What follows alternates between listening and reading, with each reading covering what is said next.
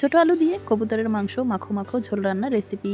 আসসালামু আলাইকুম, আমি মনিরা মুন্নি, কুকিং চ্যানেলে সবাইকে স্বাগতম। প্রথমে কিন্তু কবুতর আগে থেকে ড্রেসিং করে নিয়ে এভাবে ছোট লোমগুলো বেছে নিতে হবে। এরপরে কিছুটা সরিষার তেল হলুদ মেখে নিয়ে আগুনে পুড়িয়ে নিলে উপরের কালারটা কালো হবে না, হলুদ থাকবে, রান্নার পরে দেখতে বেশ ভালো লাগবে। আর আগুনে পুড়িয়ে নিলে ছোট ছোট লোমগুলো চলে যাবে। কবুতর কাটিং করে ক্লিন করে নিয়েছি। ছোট আলু আগে থেকে সেদ্ধ করে স্কিনটা ছাড়িয়ে নিয়েছি। পাটায় বেটে নাও মশলা দিয়ে যে কোনো রান্না খেতে কিন্তু খুব বেশি ভালো লাগে। পেঁয়াজ, রসুন, এলাচ, সাদা জিরা পাটায় আলাদা আলাদা করে বেটে পাত্রে তুলে নিলাম। এরই ফাঁকে চুলায় প্যান বসিয়ে পর্যাপ্ত পরিমাণ সরিষার তেলে কয়েক টুকরা দারচিনি, তেজপাতা হালকা আছে ভেজে পেঁয়াজ কুচি অ্যাড করে দিয়ে কালার করে ভেজে নিয়েছি।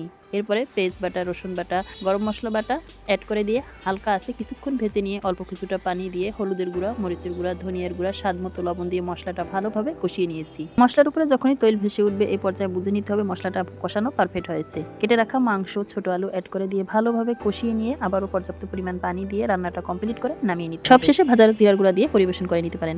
ভালো লাগলে চ্যানেলটা সাবস্ক্রাইব করে অল অপশন অন করে রাখতে পারেন, এতে করে নিত্য নতুন ভিডিও আপনার কাছে সবার আগে পৌঁছে